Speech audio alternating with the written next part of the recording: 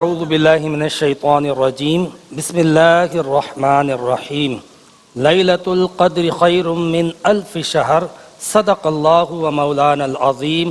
السلام علیکم ناظرین، آج کی رات بلا شبہ بڑی محترم بھی ہے، مقدس بھی ہے، اور یہ رات بے پناہ عظمتوں، برکتوں اور رحمتوں کی حامل بھی ہے۔ یقیناً جو لوگ اس رات کی قدر و منزلت اور اہمیت کو جانتے ہیں وہ کسی قیمت پر بھی اس رات کو ضائع نہیں کرتے ہیں، کیونکہ اس رات میں اللہ تبارک و تعالیٰ کی رحمتوں کا نزول کثرت سے ہوتا ہے، برکتوں کا نزول شدت سے ہوتا ہے، انعام و اکرام کی بارش خصوصیت کے ساتھ ہوتی ہے۔ یعنی اس رات میں اللہ تبارک و تعالیٰ کی رحمت اپنے پورے عروج اور اوج پر ہوتی ہے کہ یہ رات وہ رات ہے کہ اللہ رب العزت نے قرآن پاک میں فرمایا کہ لیلۃ القدر خیر من الف شہر، کہ آج کی رات لیلۃ القدر کی رات 1000 مہینوں سے افضل ہے۔ اور 1000 مہینوں سے افضل کا مطلب یہ ہے کہ اگر کوئی شخص 1000 مہینوں تک اللہ تعالیٰ کی عبادت کرتا ہے، 1000 مہینوں تک اللہ تبارک و تعالیٰ کی اطاعت کرتا ہے، فرما برداری کرتا ہے، تو بھی اس 1000 مہینوں کی اطاعت و فرما برداری سے یہ آج کی رات کی اطاعت زیادہ افضل اور فضیلت کا باعث ہے۔ تو آپ اندازہ لگائیں کہ اللہ تبارک و تعالیٰ نے ہمیں یہ کیسی عظیم رات، کتنی بڑی رات، کتنی مقدس رات عطا فرما دی، اور کیوں عطا فرمائی، کس وجہ سے عطا فرمائی۔ یہ صحابہ کرام کی ایک تڑپ تھی، ایک طلب تھی، ایک حسرت تھی کہ جس کے صدقے میں اللہ تعالیٰ نے ہمیں یہ رات عطا فرمائی۔ حضور نبی کریم صلی اللہ علیہ وسلم بنی اسرائیل کے احوال بیان کر رہے تھے، جس میں ایک شخص کا تذکرہ کیا۔ آپ نے فرمایا کہ شمعون وہ شخص تھا کہ جس نے 1000 مہینوں تک اللہ تبارک و تعالیٰ کی راہ میں جہاد کیا، اور 1000 مہینوں تک وہ حالت جہاد میں روزے سے رہا، یعنی فرائض بھی ادا کرتا رہا، واجبات بھی ادا کرتا رہا، اور پھر جہاد میں بھی مصروف رہا، روزے کی حالت سے بھی رہا، اور نفلی عبادات بھی اس کی سرزد ہوتی رہی۔ تو گویا کہ 1000 مہینے تک اللہ تبارک و تعالیٰ کی اس نے کامل اطاعت و بندگی اور عظیم ترین اطاعت و بندگی کا فریضہ انجام دیا۔ صحابہ کرام نے جب یہ بات سنی تو حسرت کرنے لگے، تڑپنے لگے، اور نبی کریم علیہ السلام کی بارگاہ میں عرض کرنے لگے کہ یا رسول اللہ، ہماری تو اتنی عمریں نہیں ہیں، ہم اتنی عظیم عبادت کیسے پیش کریں گے۔ نبی اکرم صلی اللہ علیہ وسلم نے ان کی اس تڑپ کو دیکھا، ان کی اس طلب کو دیکھا، ان کی اس حسرت کو دیکھا، تو اللہ تبارک و تعالیٰ نے حضرت جبرائیل کو سورہ قدر دے کر بھیجا، اور سورہ قدر نازل ہوئی جس میں بتایا گیا کہ تم کو ایک ایسی رات عطا کی جائے گی کہ اگر تم اس رات میں عبادت کر لوگے، اگرچہ کہ تمہاری عبادتیں تمہارے پاس 1000 مہینے کی زندگی نہ ہوگی، تم اس ایک رات کی عبادت کے ذریعے اس 1000 مہینے کی عبادت سے زیادہ فضیلت اور برکت حاصل کر لوگے۔ اللہ اکبر! کیا اللہ تبارک و تعالیٰ کی شان ہے، اور اس کی شان غفاری کا کیا عالم ہے کہ ایک رات میں 1000 مہینوں کی عبادت کا ثواب۔ یعنی اگر ہم سوچنے جائیں تو 1000 مہینے کا مطلب کیا ہوا؟ 83 سال اور 3 مہینے۔ اگر 1000 ملٹیپلائی بائی 12 کرتے ہیں تو 83 سال اور 3 مہینے بنتے ہیں۔ آج کل 80 83 سال کی، 90 سال کی زندگیاں کسی کو نصیب نہیں، عمریں چھوٹی ہو گئی ہیں، وقت میں برکت ختم ہو گئی ہے۔ پھر کووڈ نے ویسے ہی جتنی تیزی سے جانوں کا باقاعدہ جو ہے وہ نذرانہ لینا شروع کر دیا ہے، جس طریقے سے لوگ رخصت ہو رہے ہیں، تو اتنی طویل عمریں کہاں ہیں؟ اور اگر فرض کر لیا جائے کہ کس کو طویل عمر مل جائے تو یہ کہاں شیورٹی ہے کہ وہ اتنی طویل عمر، 80 سال کی عمر اگر اس کو زندگی ملتی ہے تو وہ عبادت میں گزارے گا؟ غفلت میں بھی تو گزر سکتی ہے۔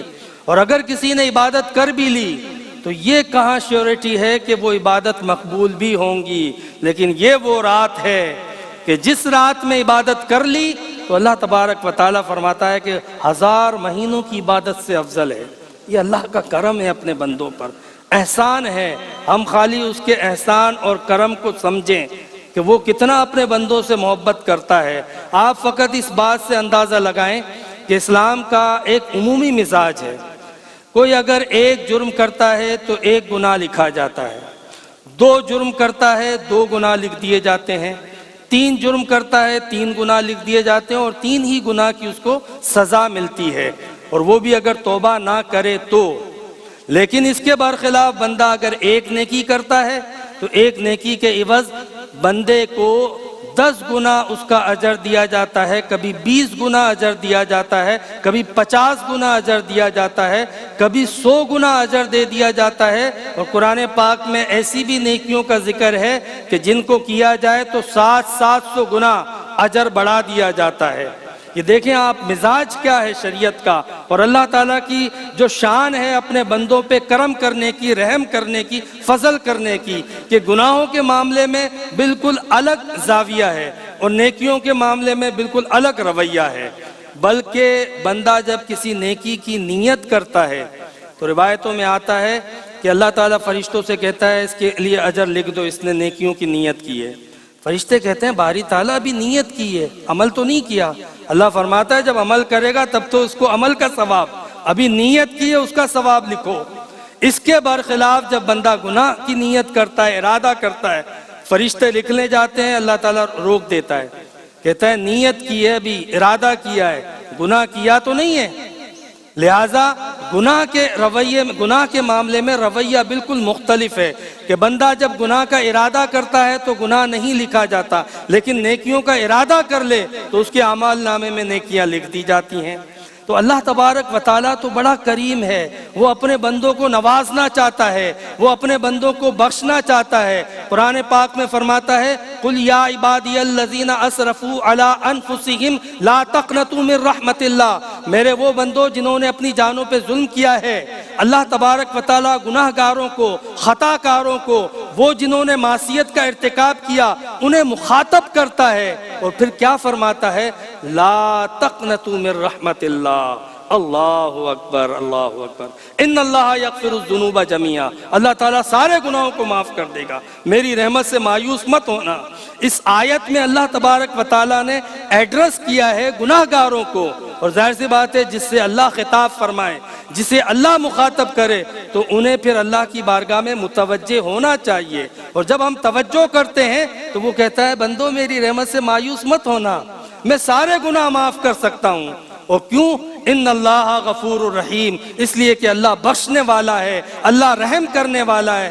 گویا کہ یہ اللہ تبارک و تعالیٰ کی اتھارٹی ہے۔ یہ بالکل ایسا ہے کہ جیسے اگر کسی شخص سے آپ کو خطرہ ہو، کسی شخص سے آپ کو ڈر ہو، اور آپ اس سے بچ رہے ہوں، چھپ رہے ہوں، اور وہی شخص آپ کو کہہ دے کہ ڈرنے کی کوئی ضرورت نہیں، وہی شخص کے جس سے آپ کو خطرہ ہو اور وہ آپ سے کہہ دے ٹینشن مت لو، تو آپ بتاؤ کتنا سکون ملے گا۔ یہاں پہ اللہ تبارک و تعالی جو اتھارٹی ہے، جو قادر مطلق ہے، یغفر لمن یشاء ویعذب من یشاء، وہ جسے چاہے بخش دے، جسے چاہے عذاب دے، وہ جسے چاہے عزت دے، جسے چاہے ذلت دے، وہ جسے چاہے بادشاہ بنا دے، جسے چاہے غلام بنا دے، جسے چاہے امیر بنا دے، دولت مند بنا دے، غنی بنا دے، جسے چاہے فقیر بنا دے۔ وہ رب کریم کہتا ہے اپنی اتھارٹی کے ساتھ کہ میرے بندو مایوس مت ہونا، میں تمام گناہوں کو بخشنے پہ قادر ہوں۔ بلکہ قرآن پاک میں اللہ تبارک و تعالیٰ فرماتا ہے فَأُولَئِكَ يُبَدِّلُ اللَّهُ سیئاتہم حسنات، کہ اللہ تبارک و تعالیٰ تو تمہارے گناہوں کو نیکیوں میں بدل دے۔ ایک یہ ہے کہ بندہ توبہ کرتا ہے اور اللہ سے معافی مانگتا ہے تو بندہ اللہ تبارک و تعالیٰ اسے معاف کر دے، نہیں، اللہ تعالیٰ کہتا ہے میں تو ایسا کریم ہوں، ایسا رحیم ہوں، ایسا غفار ہوں، ایسا بخشنے والا ہوں، ایسی عطا کرنے والا ہوں کہ بندے تو صدق کے دل سے مجھ سے خالی معافی مانگ تو کر تو دیکھ، تو جب مجھ سے معافی مانگے گا میں تیرے صرف گناہوں کو معاف نہیں کروں گا بلکہ تیرے گناہوں کو نیکیوں سے بدل دوں گا۔ اللہ اکبر، یعنی وہ اکاؤنٹ جو پہلے کریڈٹ تھا وہ ڈیبٹ میں بدل جائے گا۔ اگر آپ سے کوئی آپ کسی سے قرض لے چکے ہیں اور آپ اس کی قرض کی ادائیگی نہیں کر پا رہے ہیں اور آپ چاہتے ہیں کہ وہ مجھے مہلت دے، جب آپ اس کے سامنے جاتے ہیں مہلت مانگتے ہیں تو بجائے وہ آپ کو مہلت دینے کے معاف کر دیتا ہے، اور معاف ہی نہیں کرتا، وہ کہتا ہے 1,00,000 روپے تم پر قرض تھا، 1,00,000 روپے میں تمہیں معاف کرنے کے علاوہ اضافی دیتا ہوں۔ تو یہ کرم ہے نا، ایسا کون کرتا ہے؟ لیکن میرا رب ہے جو کریم ہے، وہ کہتا ہے ہم تو مائل با کرم ہیں، کوئی سائل ہی نہیں، راہ دکھائے کسے کوئی راہ روے منزل ہی نہیں۔ خدا کی قسم میرا پروردگار تو بخشنے کے لیے، معاف کرنے کے لیے بےتاب ہے۔ سوال یہ ہے کہ تم معافی مانگنا چاہتے ہو، بخشوانا چاہتے ہو؟ تو آؤ، آج کی رات اس کی بارگاہ سے پکار آ رہی ہے۔ دنیا کی کامیابی اور آخرت کی نجات کے لیے اپنی ہر طرح کی کوتاہیوں کو اللہ تبارک و تعالیٰ کی بارگاہ میں پیش کرو، سجدہ ریز ہو جاؤ اور اللہ کی بارگاہ میں گر گڑا کے معافی مانگو۔ اللہ تبارک و تعالیٰ بے شک غفور الرحیم ہے، عطا فرمائے گا۔ وآخر دعوانا ان الحمد للہ رب العالمین۔